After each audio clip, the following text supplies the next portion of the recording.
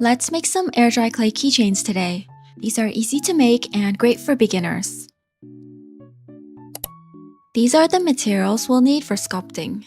I'll be using DOS air dry clay to make my charms. When working with DOS, using slip is a must. Slip is a paste made by mixing clay and water. It acts like a glue and helps attach clay pieces together. To make slip, I shred the clay into tiny thin pieces, add a bit of water, and let it soak overnight. By the next morning, it's much easier to mix everything into a smooth paste.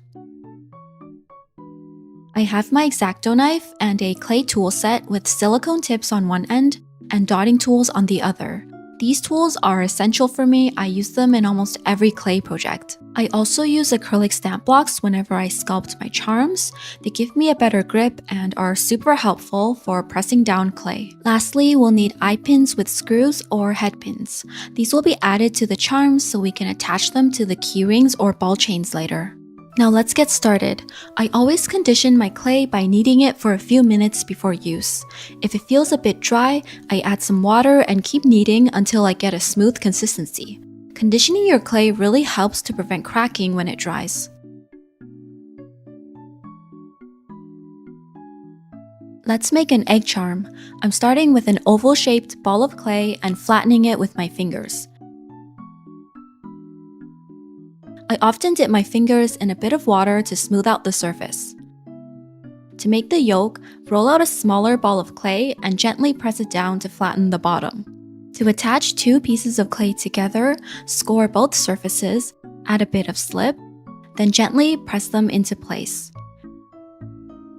Here I'm smoothing everything out again. If you don't plan on sanding your charms later, make sure to spend more time smoothing the surfaces while the clay is still soft. Now that we're done sculpting, I'm taking an eye pin and gently twisting it into the charm.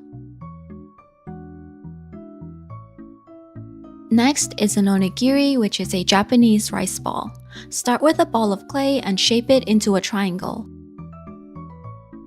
Then flatten a strip of clay to make the seaweed and press it onto the onigiri. Here, I'm trimming the excess seaweed and using a silicone clay tool to shape the edges.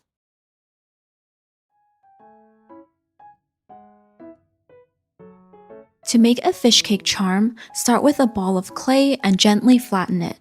I'm using a clay tool to indent the edges and create a flower-like shape.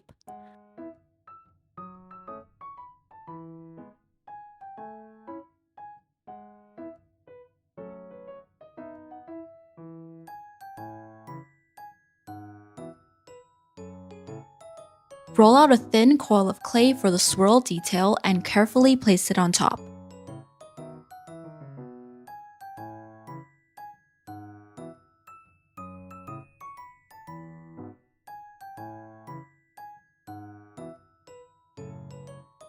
For an egg sushi charm, take some clay and shape it into a rounded rectangle for the rice. For the egg, flatten a piece of clay and cut it into a rectangle. Score both sides and use slip to attach the two pieces together. Roll out a thin coil of clay and flatten it to create the seaweed strip. Just like for all the charms, I'm taking an eye pin and gently twisting it into the charm.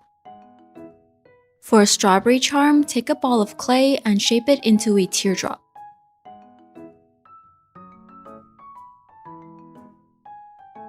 For the leaf, I'm using my X-Acto knife to cut a star shape from a flattened piece of clay.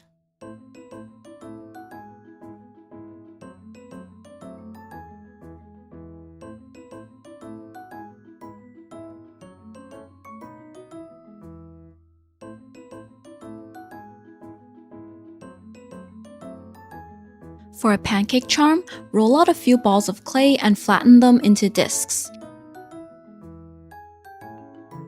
Score and use slip to attach the pancake layers together. I'm using the back of my knife to indent some details on the pancake.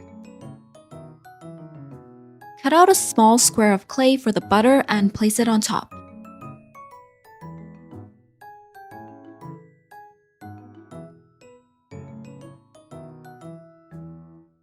To make a bear charm, take a ball of clay and press it down slightly to form an oval shape.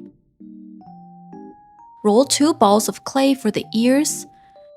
Score both surfaces, add slip, and blend the ears into place using a silicone tool. Lastly, make a flat oval shape for the snout and attach it to the face. To make a heart envelope charm, flatten a piece of clay and cut out a rectangle for the envelope. Cut out a triangle for the flap and place it at the top. Take a small ball of clay and use a clay tool to shape it into a heart.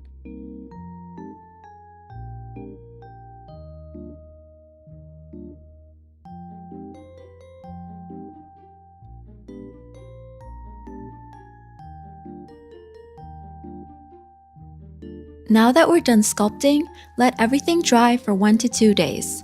Flip the pieces halfway so they dry evenly. Now that everything's dry, I'm going to check if the eye pins are secure. Some of them feel pretty secure, they don't move when I try pulling them out, but others are a bit loose. For the loose ones, we can fix that with a little super glue.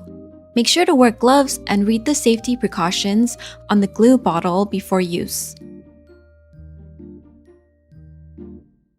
Once the glue is dry, the eye pins should be very secure. Head pins are usually more durable than eye pins, but you'll need to create your own loop using pliers. Next, I'll be lightly sanding each charm. This step is optional. If you've already smoothed the pieces well, you may not need to sand at all. If you do sand, make sure to wear goggles, a mask, and work in a well-ventilated room. I also place a damp tissue to catch some of the fine dust. Let's move on to painting. I'll be using acrylic paint, paintbrushes, and dotting tools. For fine details, I like using micron pens.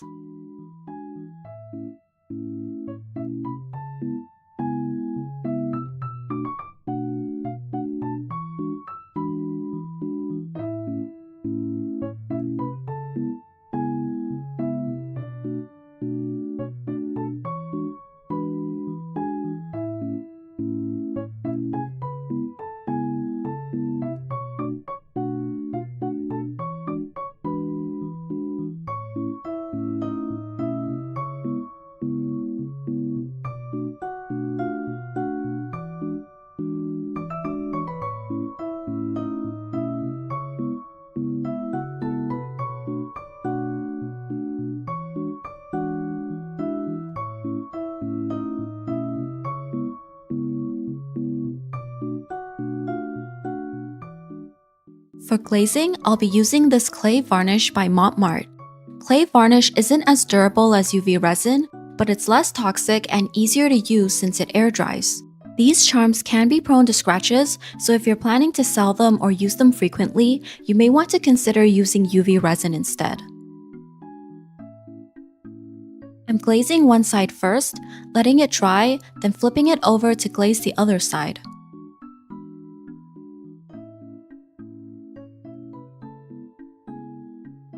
This step is optional, but if you have a rack, you can use some wire to hang the charms while they dry. Hanging them helps you apply a more even layer of glaze. This varnish is thick, so I only applied 1 coat.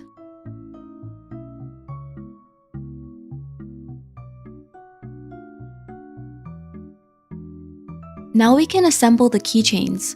You can use either ball chains or key rings. For ball chains, attach the chain directly to the eye pin and you're done. If the loop is too small, add a jump ring to the eye pin first.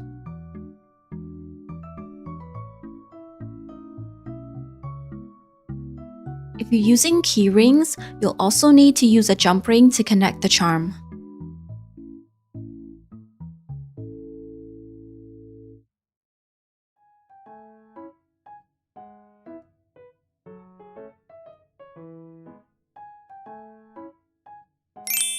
Now we're done, here are the finished keychains.